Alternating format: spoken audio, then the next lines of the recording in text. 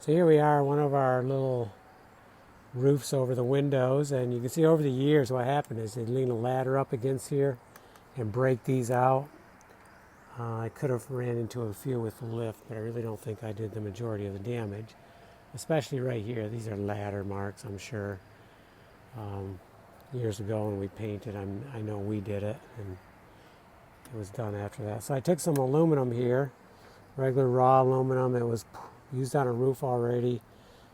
Salvaged it, and what I did was I cut them into pieces, or I would push them up in as far as possible, and then trim them. And therefore, it looks a lot better. From the ground, you're really not going to see it. You can see the one down there.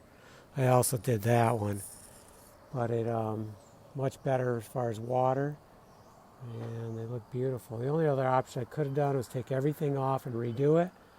And honestly, I have too many other things going on right now with this house to do that. So this is beautiful, and it's totally safe as far as water, and good to go.